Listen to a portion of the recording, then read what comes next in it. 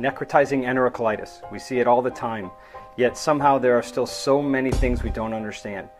What is the optimal medical management? How do you know when to operate? Do you drain? Do you do a laparotomy? Do we do a primary anastomosis, or do we bring out stomas? There's so much we still don't know, but at least we have people doing the research on it to help us understand.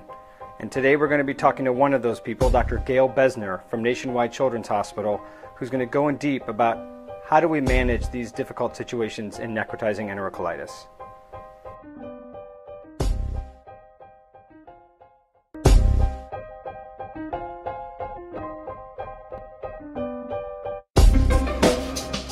Stay Current is a multimedia publication designed to keep healthcare professionals up to date with standards of care and new emerging ideas. Stay Current is created and edited by Todd Ponsky, Ian Glenn, and Sophia Abdulhai, and is recorded and produced at Akron Children's Hospital in Akron, Ohio.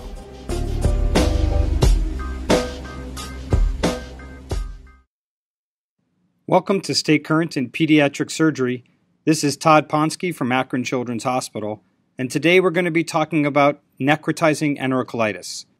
Certainly a challenging condition that many of us see probably more often than we'd like.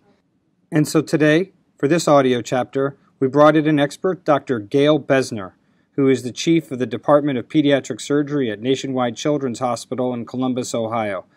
Gail, thanks for joining us today. Todd, it's a pleasure. Thanks so much for the invitation. Gail, I know that not only are you busy clinically, but you also have a very robust research lab. What exactly are you studying in your lab? So we're very interested in determining novel therapeutic strategies for intestinal injury, and we're particularly interested in necrotizing enterocolitis because, as you can imagine, as pediatric surgeons, we face this on a very frequent basis in the neonatal intensive care unit. And it's so particularly frustrating because the reality is that despite 6 decades of research, we really don't know exactly what causes NEC, and we still are quite some ways from finding an absolute cure for the disease. So I have dedicated my academic career towards necrotizing enterocolitis research in the hopes of finding something that can prevent this disease from occurring in babies in the future. Yeah, and we all appreciate the work you're doing because we're eagerly awaiting more knowledge about how we should be treating some of these tough cases.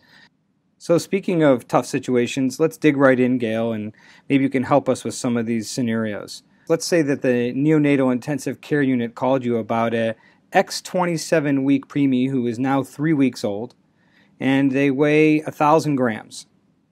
The baby, after being fed, started having some abdominal distension, and the nurse noticed some increased gastric residuals. They also noticed that the baby had bloody stool. Just before they called you, they obtained an abdominal X-ray, which showed some questionable pneumatosis, but no free air. Tell us how you would start off by evaluating and treating this patient. So this is not an uncommon scenario for patients that we actually get consulted on in the neonatal intensive care unit. So we all really have to know how to approach this particular patient population. And as you and I know, these patients are extremely vulnerable. The fact that the baby has documented pneumatosis on X-ray certainly points to the problem being in the abdomen. And it's our job to figure out what the differential diagnosis is.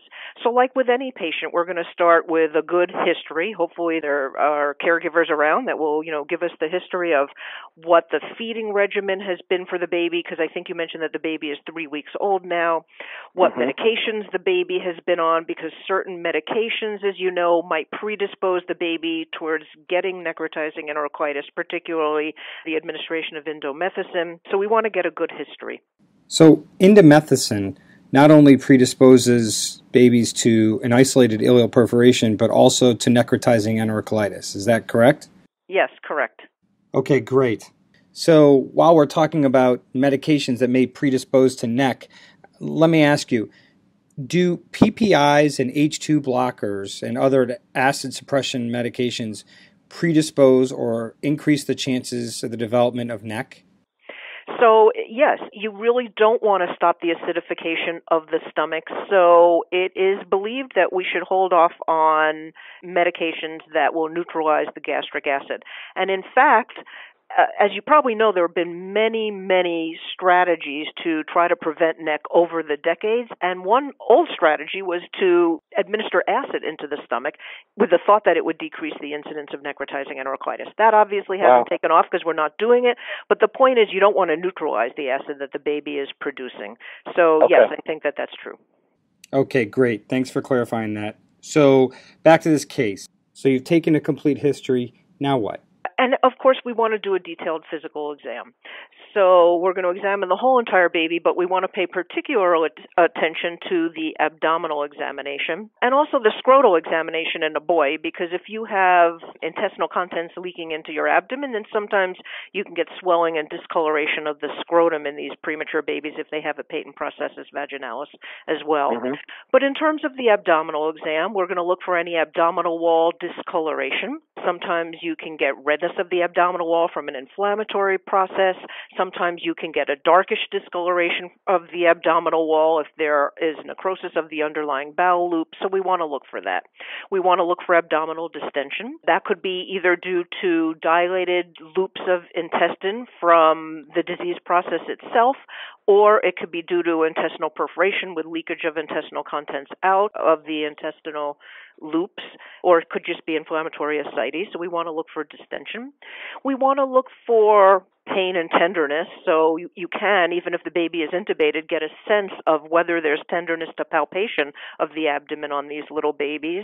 And we certainly want to look for things like a palpable mass. We want to look for any evidence of peritonitis, as we would with any child or patient that we think has an intra-abdominal inflammatory process going on. So I think that, all those things are very important. And of course, look at any lab test that the patient may have already had. That's great. And I love the point you made about the scrotum. You really have to take the diaper off to do a complete physical exam on a baby with NEC. So, Gail, you mentioned labs. What labs would you be ordering? Well, I would certainly want to look at a CBC with a platelet count. Often these babies can mount an increased white blood cell count because of the inflammatory process going on, but I actually get more worried when the patients are neutropenic and they have a low white blood cell count, because to me that means that they, may have overwhelming sepsis that they're not compensating for. Likewise, I like to look at the platelet count, because if you have, endotoxemia and gram-negative septicemia, you can end up becoming thrombocytopenic. And a low platelet count is also very important to have knowledge about if you end up operating on the patient, because you want to optimize the condition of the patient prior to, making a surgical incision. And of course, the hemoglobin, if they're having bloody stools, they could have, an associated low hemoglobin. So I think that all of those things are of importance to me. And then, of course, we want to look at any X-ray examinations that the patient may have had, either plain films or, sometimes an ultrasound might be helpful as well. Do you draw blood gas at this point? This point in time in the patient history? Well, I think that, certainly if the patient is hemodynamically unstable in any way, I would assume that a blood gas will have been drawn. And so we want to look at for acidosis, base deficit, etc. So yes, I do think that that's important. Sometimes lactic acid levels may be drawn. Unfortunately, there's no one test that, shows whether you have an ischemic or necrotic bowel. But if you take all of these tests in combination with each other, you can get a sense as to how sick you think the patient is. And you mentioned X-rays. Tell me how you order your X-rays. So it's very important to get plain film of the X-ray, but you also want to get either a cross-table lateral or a lateral decubitus film, because sometimes free air can be quite subtle, and we wouldn't want to miss free air. So I think a prone cross-table lateral in a sick baby who the nurses may not want to turn is perfectly acceptable. But you don't want to just get a plain film. You want to get something that will increase your chance of being able to visualize even a small amount of free air. Okay, Gail, so here's the million-dollar question. How do you know when to operate on the child? Yeah, so most of these patients are going to start with medical management unless they're so unstable that you have to rush them immediately to the operating room. And so the question is, how long are you going to wait until you think medical management has failed and surgical management is indicated? So sometimes right off the bat, we know right away. So for example, if we're consulted and the patient has free air, we know that they need some kind of a surgical intervention, either a drain placement or a laparotomy. But there are other telltale signs that might indicate that you need to go to the OR as well. So, for example, clinical deterioration in the face of what we would consider maximal medical management is probably an indication for surgery. Fixed loops of intestine on serial X-rays are not, in my opinion, an absolute indication for surgery, but it sure is going to start to make bells and whistles go off in your mind that the patient is not going in the direction that you want them to go in. Likewise, portal venous air I find to be a concerning and a worrisome sign. But again, I don't consider it an absolute indication because I have had patients that have portal venous air and go on to improve with medical management and don't end up needing an operation. But those things like fixed loops of bowel on serial films, the development of portal venous air, which sometimes can be quite fleeting, those are worrisome signs that make you, think you really better be on the watch and be available to do an operation if you need to. Okay, so you have a patient, you think they have necrotizing enterocolitis, but don't quite meet the criteria for an operation. What is medical management of NEC? So I think that the medical management of these patients includes several things that have to happen all together. Number one, we're going to withhold feeds. So if the baby's being fed, we're going to stop all feeds. We're going to insert an orogastric tube into the stomach of the baby so that we can decrease or decompress the stomach and therefore take any pressure off the intestinal loops. We're going to start broad-spectrum antibiotic therapy on the patient. And then we're going to do serial abdominal exams, serial labs, and serial X-rays to try to see longitudinally which direction we think the baby is going in terms of are they responding to this medical management and are they stabilizing or are they deteriorating and getting worse. This is great, Gail, and I actually have so many questions for you. Sometimes at our hospital, we make the diagnosis of NEC and we tell them to place an NG tube for decompression, and oftentimes they leave a feeding tube in place, a small French feeding tube. Is that adequate, or do you ask them to replace it with a larger caliber Salem sump or a Replogal?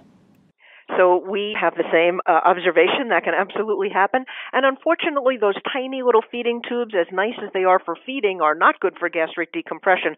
So yes, I would ask for the feeding tube to be removed and for an orogastric tube to be placed. And that way you'll get the best decompression that you can possibly get. Okay, great. So next question. You mentioned antibiotics. Any particular antibiotic regimen that you like, or as long as it's broad spectrum, it's okay? So I think if it's broad coverage, it's okay. But I believe that there's probably a tremendous amount of diversity amongst antibiotic regimens across the United States. And in fact, with one of the NEC groups that I'm currently associated with, we're about to do a national survey of what antibiotics are administered to babies like this, and I think that we're going to be shocked because I don't think that there's a right or a wrong answer, and I think that maybe it depends on the bacterial colonization of your intensive care unit environment, and I think that we're going to see a huge diversity amongst antibiotic regimens. So I think broad-spectrum antibiotics are critical. Some nurseries, I do believe, probably use antifungal agents as well, but antibiotics are the mainstay. Okay, next question. Relating to abdominal X-rays. I know that at some institutions, they like to get X-rays at a regular routine interval, and other places only get X-rays if there's a change in clinical status. What do you guys do there at Nationwide Children's? Well, I don't know that there's a right or a wrong answer, but we do get them at intervals, and it makes no sense to get them too frequently, but I wouldn't want to wait 12 or 24 hours before the next set of X-rays. So I think at least, every 8 hours makes sense to me, and that's what, I would write for in this type of a patient. Okay, so if you have a patient that has necrotizing enterocolitis, but they haven't met criteria for surgery, and so you've decided to treat them medically with NPO, OG or NG decompression, and antibiotics, how long do you keep them on that medical NEC watch until you start feeding them? I would say at least a week to 10 days. I would probably feel more comfortable with a week and a half. And then, again, you're going to start very, very slowly and work the baby up on their feeds and then see how they respond to that. Because remember that some of these babies have repeated episodes of necrotizing enterocolitis. And even if you have only one episode of necrotizing enterocolitis and you're eventually fed, if you're not tolerating those feeds, you have to think in the back of your mind as to whether the baby might have developed a complication from their medical neck, namely stricture formation, which typically when these babies get it usually occurs in the colon, usually occurs in the left colon near the splenic flexure, but really could occur anywhere. So you have to worry about stricture formation in the baby post-neck who's not tolerating their feeds well.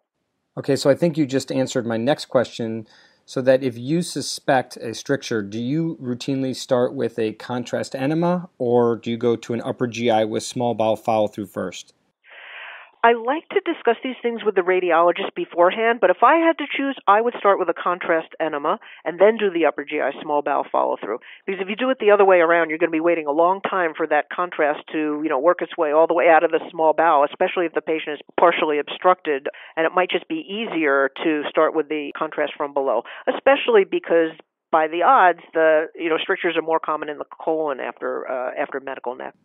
Okay, great. So now back to this patient who has no absolute indication for surgery. There's no free air. And they've been treated medically. They have good NG decompression and broad-spectrum antibiotics. But here's the million-dollar question. Without an absolute indication, how do you know when to operate on these patients? I know that in my practice I have a rule of 3. If there's about 3 relative indications, that's usually the time that I would say it's time to operate. What do you use as a guide to when to operate on patients who don't have an absolute indication for surgery? So I think your observation about a multitude and a summation of some of these soft signs is very useful, but I still believe that it's a matter of serial abdominal exams. I think it's very hard, if you just examine the baby once and think that you know what to do or what the right answer is, but I do think that serial abdominal exams are important. And if you see worsening distension, worsening, signs of peritoneal irritation, hemodynamic instability with increasing needs for pressor support, renal shutdown with no urine production, it starts to build up, and it's like building blocks. And if you have, A, B, and C, it's time to think about surgery. Irrespective of whether you have a hard indication, I think it becomes obvious as you watch the patient over a period of time. Okay, so Gail, now this patient, who again is about 1,000 grams, X27-week preemie, just isn't quite doing that well with medical management. He's worsening. His abdomen is becoming more distended. He's got abdominal wall erythema. He has a dropping pH and dropping platelets. He has fixed loops of bowel on his X-ray and portal venous air. So you're thinking he might need to go to the operating room. Tell me what's going through your head about how do you prepare the patient for surgery and exactly what you might be doing in the operating room. So I think that you're at the point now where you have to talk seriously about going to the operating room with the parents, because there are enough signs that point you towards surgical management with failure of medical management in this patient. And I think at this point, since we don't really know what the best therapy for these patients is, then I think it's fair to offer the parents a choice of procedures, because there are 2 different ways you can handle this patient. One is exploratory laparotomy, as you know, and the other is placement of a peritoneal drain. And I wish that we were so smart that we knew which is better for these patients. And I think that in the next year or so, we will have a very good sense of that with the result of the ongoing NEST trial, Necrotizing Enterocolitis surgery trial, that is concluding now. I think a year or 2 from now, we'll have a much better idea as to which procedure is better. But if you just look at things like mortality, the difference in mortality between these 2 surgical options is pretty much indecipherable from each other. So whichever procedure you choose, the chance of the baby surviving is about the same, and the chance of the baby not surviving is about the same. So there are 2 surgical options that one could undertake in this example. I just came back from a neck conference in London, and I polled the audience to see what % of the surgeons there do peritoneal drainage versus laparotomy, and 100% of the surgeons do a laparotomy, and no one puts in a drain in Europe, which I thought was just fascinating. Yeah, the drain, no drain thing seems to be a moving target. I know that I used to put in a lot more drains than I do now. I seem to go more towards laparotomy than I used to. tell me, what are the downsides to putting in a drain? So the two randomized control trials of peritoneal drainage versus laparotomy, one being the Moss trial in the United States and the other being the Piero trial in Europe, really didn't show any difference in overall mortality, whether you put a drain in or whether you do a laparotomy for neck. But the problem is that those two studies really looked at early endpoints rather than delayed endpoints of neurological recovery. And one of the fascinating observations is that it appears that babies who have peritoneal drains put in instead of laparotomy may do worse from the neurological standpoint if you look at the neurological outcomes a year or two after recovery from necrotizing enterocolitis. So the ongoing necrotizing enterocolitis surgery trial, or NEST trial, that's occurring in the United States now, which is almost over, will have randomized 300 babies to peritoneal drainage versus laparotomy, and it will look at neurological outcomes at 18 to 22 months after recovery from neck. And these babies will undergo detailed neurological assessments, and I think it will be imperative that we see what the results of that trial are. Because even though mortality may not be different between the two operations, we certainly wouldn't want to do the lesser of the operations, meaning we wouldn't want to just put in a peritoneal drain and find that the babies are doing neurologically worse a year or two down the road. Because if that, in fact, is the finding, then we really need to seriously consider doing laparotomy on these babies instead of drain placement. Well, Gail, like I said before, I've moved more towards laparotomy, and I feel like I've done that because I think it's a quicker fix to the problem, that a lot of the kids I put drains on, I'm probably going to end up doing a laparotomy on eventually anyways. Tell me where my thinking is flawed. I don't, in fact, think that your thinking is flawed, and I think that, or I predict that in the next year or two, we're going to move towards laparotomy versus peritoneal drainage on the majority of these babies.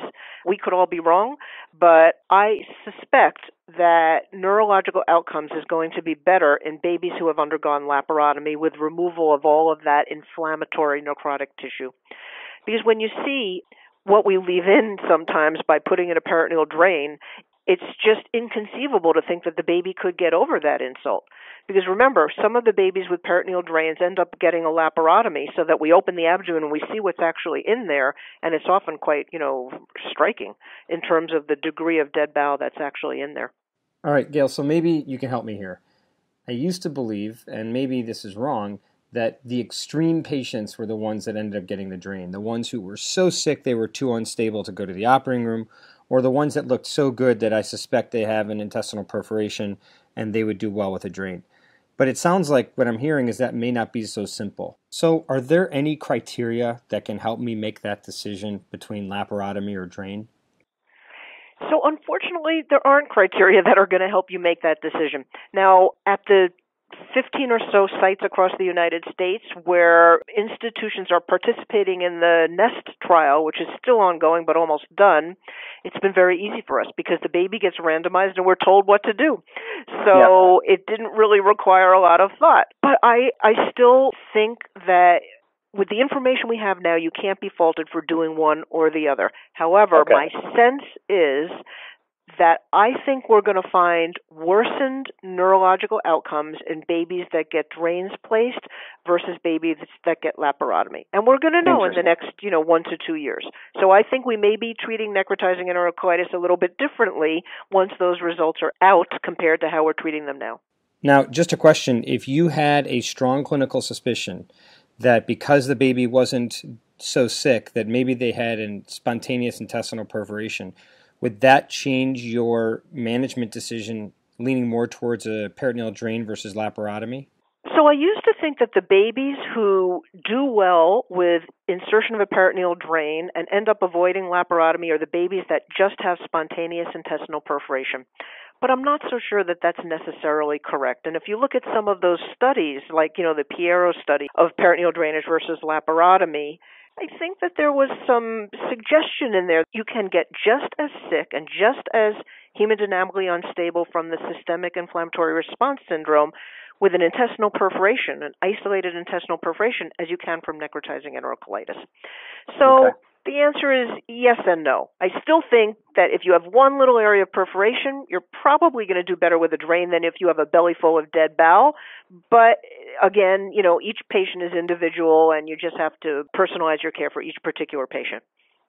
All right, Gail. So given all that discussion about drains versus laparotomy, let's go through some scenarios. So let's say there is a very low birth weight baby who's now, let's say, 1,100 grams. The baby's 4 weeks old and has been ramping up on feeds and all of a sudden developed free air. Baby's not so sick. How do you manage that patient? So again, the very small baby who develops a bowel perforation after several weeks of life could have spontaneous intestinal perforation. It still could be neck. I think it could be either one, but it certainly could be a spontaneous intestinal perforation. So again, I believe that there's no right or wrong answer in terms of peritoneal drainage versus laparotomy, and I would probably offer both. And if the parents choose a peritoneal drain, I'm fine with that. But if you do go that route, you have to be really careful, in my opinion, about watching them afterwards to see if the drain is going to be enough. Because there is a significant proportion of patients whereby you can put the drain in and they're going to continue to decline and do badly, and they end up needing a laparotomy. Okay, so let's dig deeper into this then. So tell me, let's say the parents did go for a peritoneal drain and you agree with the decision. How do you do that? So the nice thing about the peritoneal drain is it's a much smaller procedure, and it can be done at the bedside with a tiny little amount of local anesthesia. And essentially, we make a small transverse incision in the right lower quadrant. We're going to use a 1/4-inch Penrose drain, so the incision, definitely doesn't have to be any bigger than that. In fact, if you make the incision too big, it's a problem because then you can get a hernia once the drain is out. So you want to kind of limit the size of the incision, and you're going to just, get into the abdominal cavity with a hemostat. Often you'll get a rush of air or stool that comes out from the incision. Initially, if you look at the papers on peritoneal drainage, some people advocate instilling some saline to try to wash the baby out, and some people don't do that. And then you're going to insert your drain very carefully. And if you look at the pictures, for instance, that are in the Moss paper of peritoneal drainage versus laparotomy, they show a picture of the little plastic drain curving around to all 4 quadrants of the abdomen. And I think that's a really hard thing to achieve because you're putting it in blindly, and really, who knows where it's going? I think the thing is, pass it several times. Don't force anything because you don't want to make anything bleed. And, as much as you can get in gently, that's fine. And then, I, of course, sew it in place so it doesn't come out. Now, some people do make a counter incision on the other side of the abdomen and bring it out the other side. I generally don't do that. I generally make one incision in the right lower quadrant and gently introduce the drain in that fashion. Thanks, Gail. For what seems like it could be a pretty simple procedure, there's quite a bit of variation on placing a drain. As you mentioned, some people split the drain, some people make a counter incision, some people irrigate. I actually do irrigate, and I do that to keep the drain patent, but it sounds like you don't feel there's a need for that. I think that's fine to squirt saline in there. I have no problem with that. I don't think that, if there's stool everywhere, you're probably not going to do much really doing that, but I think a little gentle irrigation is fine. Okay, so let's take the scenario that you place the peritoneal drain and the baby continues to produce stool from the drain for weeks and weeks. So let's say 2 weeks go by.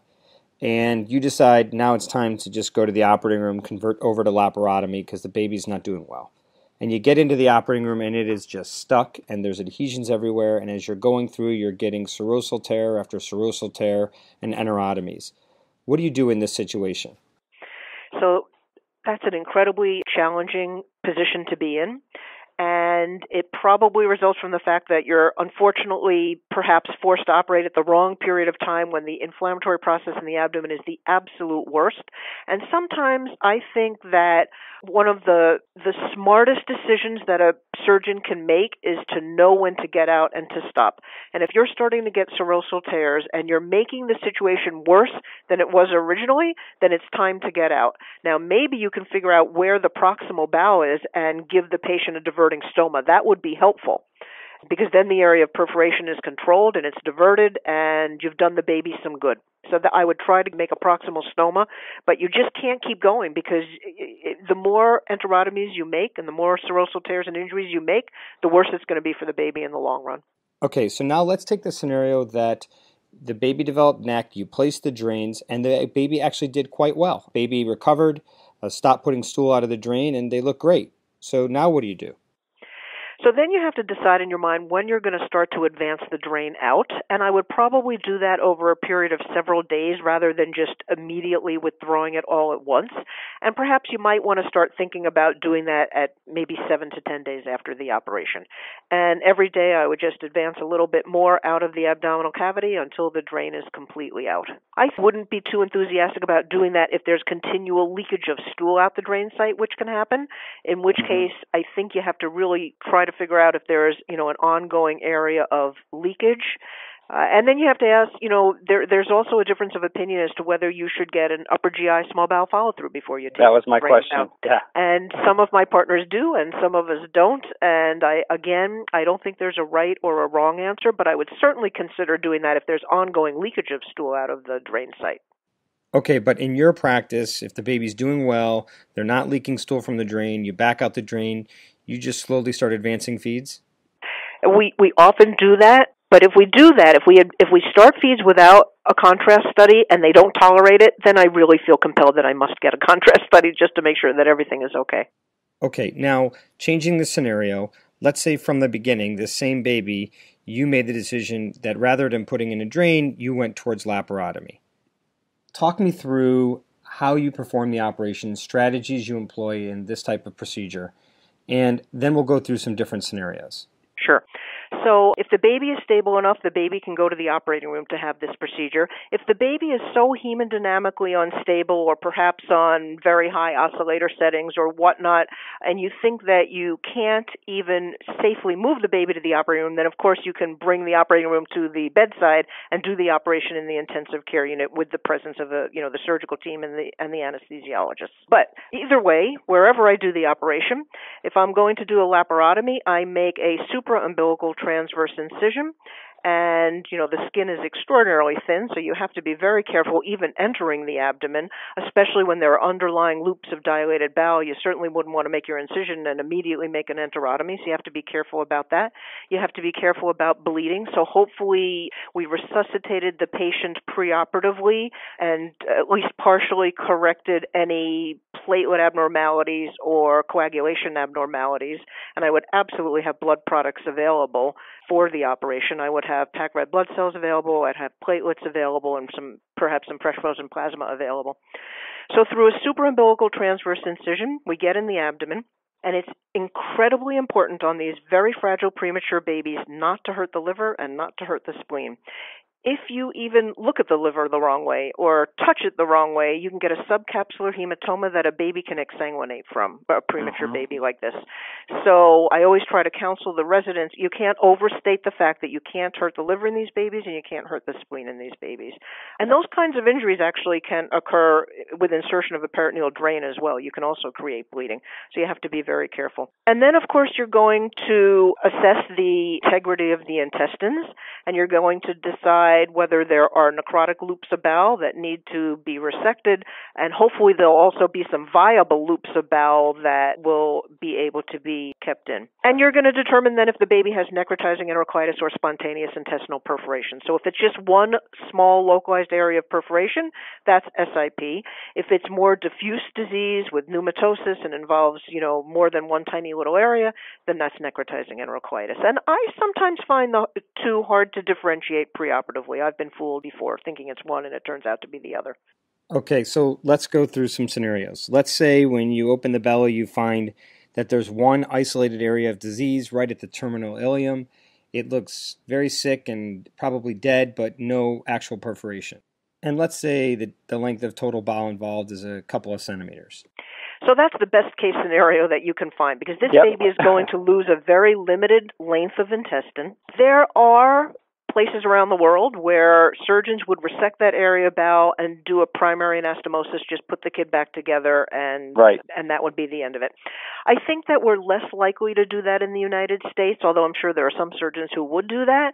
I err on the side of being a little bit cautious, and I usually make stomas in these patients because I'm just so worried about them not being able to heal their anastomosis. So I typically do a resection with a stoma and a mucus fistula on those patients. And then, I'll just close it when the patient is bigger, at least 2,000 grams, and once they're well and stable. Yeah, actually, that was the area of controversy that I wanted to bring up. I know a lot of people are talking about primary anastomosis. Like you, I still lean towards doing stomas. So let's talk about that. Tell me how you do your stomas. Do you bring them out through separate incisions? Do you bring them out through the laparotomy incision? Do you keep them separated? Do you keep them together? Do you mature them? Talk to me about how you do these stomas. So, in the old days, these babies are so sick that you need to get them in and out of the operating room within an hour. And I think that care is better nowadays, and we have a little, more luxury of time, but we don't want to prolong the operation. So I do bring the stomas out through the incision. I do bring them out close to each other so that the functional end and the mucus fistula are right near each other, if at all possible, such that when I go back to the operating room a month or two later to close them, it's more limited operation, and I don't have to make some big, open up the whole entirety of the incision necessarily, because they're right next to each other. And I don't mature them. I just bring them out through the incision and tack them down to the fascia so that they don't fall in, which is a problem if they do. Yep. And then you just have to watch them, because no matter how careful you make these stomas, sometimes the distal end will slough off. So you do want to leave a little distal end sticking out so that they don't, recede and recess back under the fascia. And then you just have to watch them carefully to make sure that they're viable.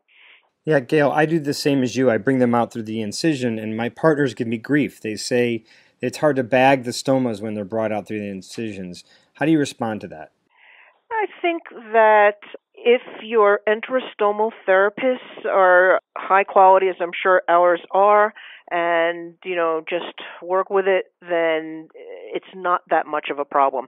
The problem gets a little more complicated if the wound opens. So I do close these wounds, and if you have to open the wound, then it is a bit messy, but, nowadays we have such great dressings, and we have wound vacs and all these things that we can do to, keep wounds clean. So I think that it's not such a horrible situation. All right, so Gail, let's take this tough scenario. You go into the belly and you find something pretty not well defined. It's not dead. You see some bowel that looks sick. It has some pneumatosis, very thin-walled, brownish discoloration, but not quite dead. How do you know what to do in that situation? You have to decide in your mind whether there is something to resect or not. I think sometimes if we go into the operating room a little too early on these patients, you see just what you describe. It kind of looks like, it's injured, but it's not necrotic, and it all kind of looks diffusely the same.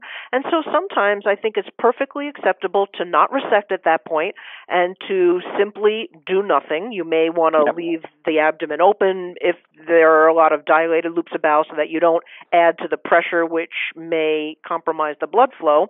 And you may just say to yourself, I'm not going to resect today. I'm going to wait 24 to 48 hours and see how the baby does and come back, for a second look operation. I think that's sometimes a useful thing to do. Yep, and as you said, that's what can happen if you go too early. All right, let's take a situation where you go in and you find the dreaded multiple skip lesions. What strategies do you use for that? So the multiple skip lesions are really a nuisance. If they're very close to each other and you can resect them all without creating short bowel syndrome, then you may just want to do that rather than having multiple anastomoses. Of course, it's usually not that easy, and often they're, at different areas of the intestinal tract. And so one thing that you can do is resect the patches and do multiple anastomoses, but leave a proximal diverted stoma so that the anastomoses are distal to diversion, such that if there's a problem with healing of one of them, it won't be that big a deal because you're diverted proximal to that anyway. Have you ever tried clipping and dropping?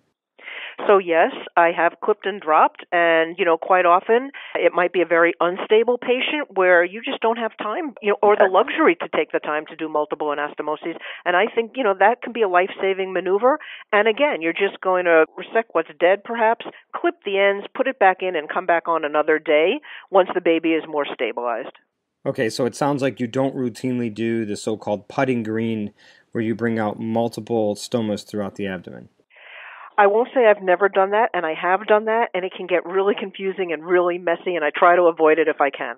Okay, so how and when do you decide to reverse the stomas? Also, some people are now talking about early stoma reversal, and I want to hear your thoughts about that as well. So typically what I've done is wait.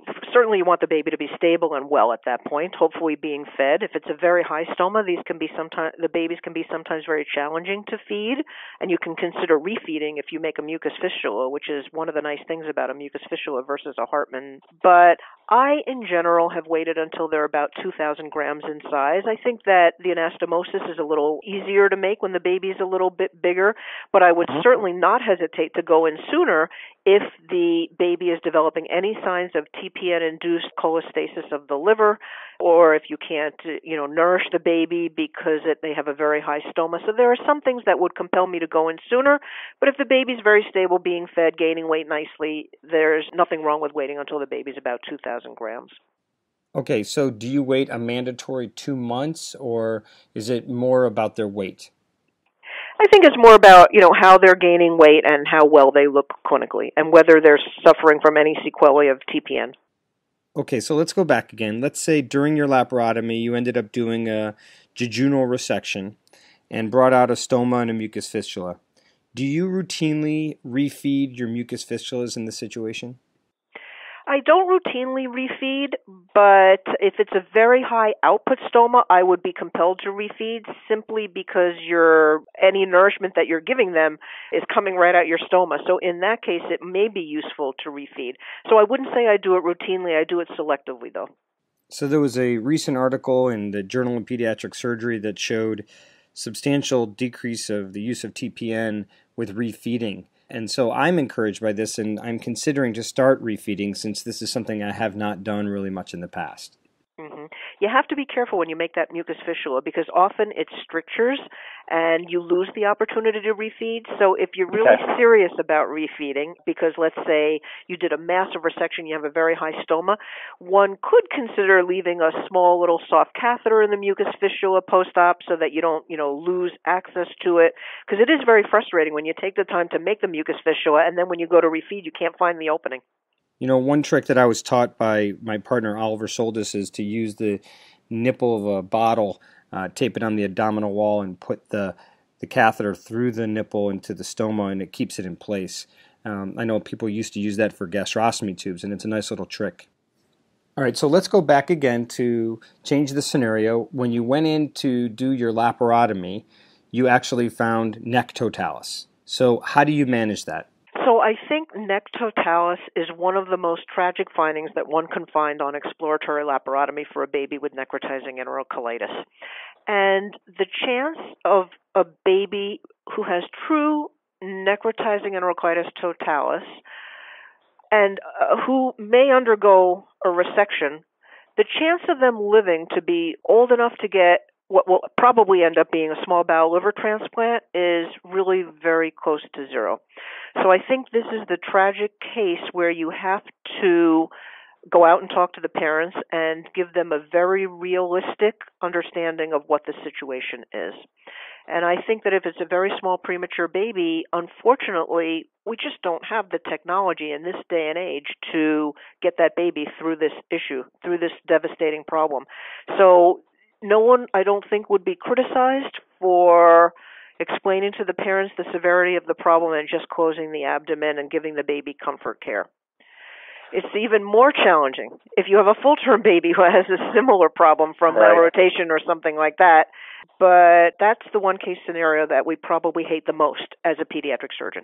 What do you tell the parents? They say, well, I read about small bowel transplant. Is it possible my child could live long enough to get to the age where they could get a small bowel transplant? Yeah, I just think you have to be really realistic with them. And in my experience, the chance of that baby living through, the months to years of TPN that they're going to require is going to, irreversibly injure their liver. And even if they live to be big enough, the results of small bowel transplant are still suboptimal at this point. And I just, in general, think that's a no-win situation in my experience. All right, so let's take a totally different situation. Let's say that you were called about an 800-gram baby that developed acute onset of abdominal distension and was found to have pneumoperitoneum. And the baby's on jet ventilation and is hypotensive and is on pressors. What might be going on with this baby, and how do you approach this? One thing that we haven't touched on is you really do need to make sure that the problem is in the abdomen, and there is a very small subset of patients, not necessarily this patient, we'll get to this patient in a minute, but there are some patients who are premature, have horrible lung disease, get a pneumothorax, and the pneumothorax necessitates through the diaphragm into the abdomen, and you get consulted for free air. So just in the back of our minds, remember to make sure that the problem isn't in the chest and that the problem really is in the abdomen. But in this patient, you're suggesting that the problem really is in the abdomen. And this is a patient who is hemodynamically unstable, on pressors, etc. And if on abdominal exam they're very distended, and I think you said that there was free air, this is a great patient to take a little angiocatheter, put it right through the abdominal wall, and release that pressure as a temporizing maneuver, because it always takes some period of time to mobilize the OR or to get ready to do an operation, and you may not be able to afford the luxury of waiting very long on a very unstable patient like this, so put in an angiocatheter, release the pneumoperitoneum, and it'll buy you some time, hopefully. Well, Gail, I have to tell you, this has been one of my favorite recordings that we've done. I love talking to you and hearing your thoughts on this very complicated issue, especially since it's something that we see so often and have very few answers about exactly what we should be doing. And we hope to maybe have you back again next year for an update when you get the results of the NEST trial. Thank you very much for doing this with us today. Grateful that you asked me to do this. It was a lot of fun, and I certainly hope that we can do an update in the next year or two. All right, Gail, thank you so much. Thank you so much. Have a great day. We hope you enjoyed this episode of Stay Current in Pediatric Surgery. You can listen, watch, or read all content by downloading the Stay Current in Surgery app. Please send questions or comments to us at staycurrentpodcast@gmail.com. We'll see you next time.